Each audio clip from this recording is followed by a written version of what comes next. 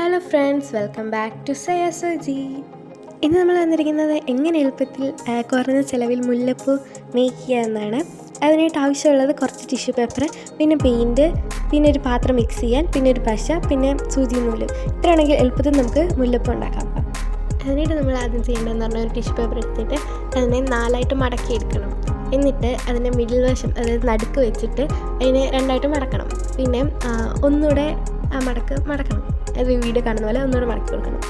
എന്നിട്ട് ഇതെല്ലാം കട്ട് ചെയ്തെടുക്കണം. ഓരോ 4 പീസായിട്ട് കട്ട് ചെയ്തെടുത്തിട്ട് പിന്നെ അതൊരു കൈ വെച്ചിട്ട് ആർക്ക് ഷേപ്പ് പോലെ കട്ട് ചെയ്തെടുക്കണം. ഈ വീഡിയോ കാണുന്ന പോലെ പൂവിൻ്റെ ഷേപ്പിൽ അത് ആർക്ക് രീതിയിൽ കട്ട് ചെയ്തെടുക്കണം.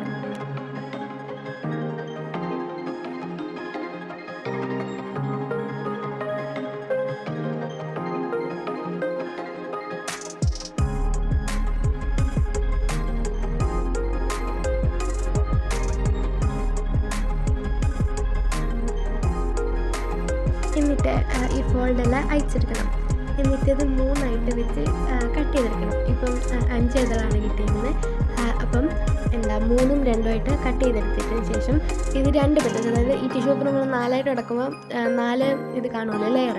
അപ്പം 2 ലെയറായിട്ട് തന്നെ തിരിച്ചിട്ട് ജസ്റ്റ് കൈ വെച്ച് ഒന്ന് തിരിച്ചെടുക്കണം. അതായത് ഈ വീഡിയോ കാണുന്ന പോലെ ചെയ്താൽ മതി.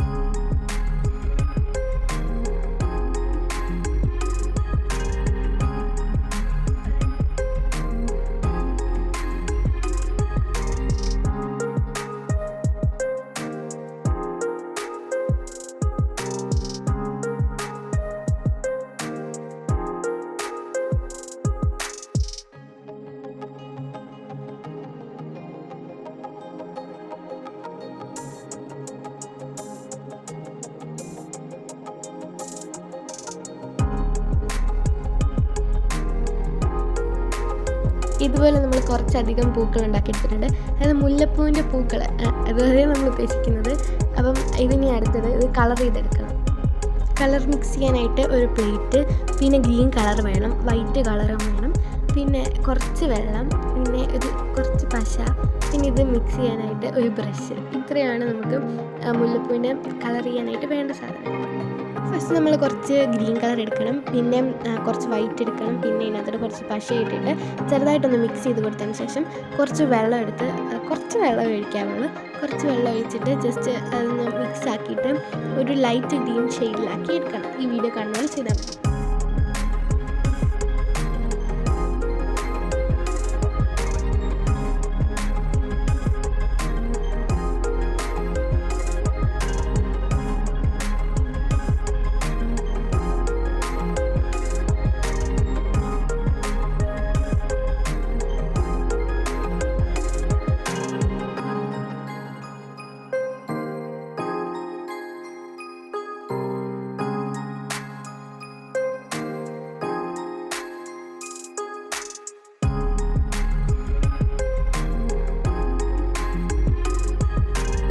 എന്നിട്ട് ഈ പെയിൻറ്റ് കുറച്ചെടുത്തതിന് ശേഷം നമ്മൾ കയ്യിൽ ജസ്റ്റ് ഒന്ന് റബ്ബ് ചെയ്തതിന് ശേഷം അതിനകത്തൊന്ന് തേച്ച് കൊടുക്കുക. അതായത് ഫ്ലവറിൻ്റെ മിഡിൽ പോർഷനിൽ ജസ്റ്റ് ഒന്ന് റബ്ബ് ചെയ്ത് കൊടുക്കുക ഈ പെയിൻറ്റ് വെച്ചിട്ട്. അപ്പം അവിടെ പെയിൻ്റ് ആവും. ഇതുപോലെ എല്ലാ ഫ്ലവറും ചെയ്തെടുക്കണം. ഇങ്ങനെ ചെയ്യുമ്പോൾ നമ്മുടെ ഫ്ലവറിന് ഒരു ഒറിജിനാലിറ്റി കിട്ടും.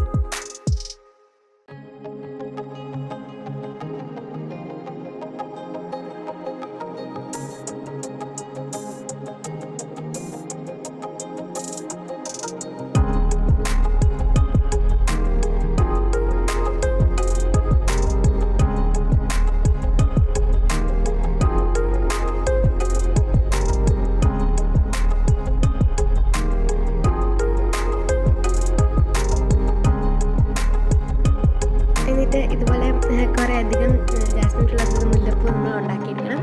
ഇപ്പോൾ തന്നെ കാണുമ്പോൾ നല്ല രസമുണ്ട്. കറക്റ്റ് ഒരു മുല്ലപ്പൂവിൻ്റെ പോലെ വന്നിട്ടുണ്ട്. ഇത് നമുക്കെല്ലാം കോർത്തെടുക്കണം. ഇതുപോലെ നമ്മൾ കോർത്തെടുക്കണം. ഇതുപോലെ എല്ലാം കോർത്ത് കഴിയുമ്പം നമുക്ക് ലാസ്റ്റ് അടിപൊളി ഒരു മുഴം മുല്ലപ്പൂ കിട്ടും. നമുക്ക് എളുപ്പത്തിൽ മുല്ലപ്പൂ ഉണ്ടാക്കിയെടുക്കാൻ പറ്റും.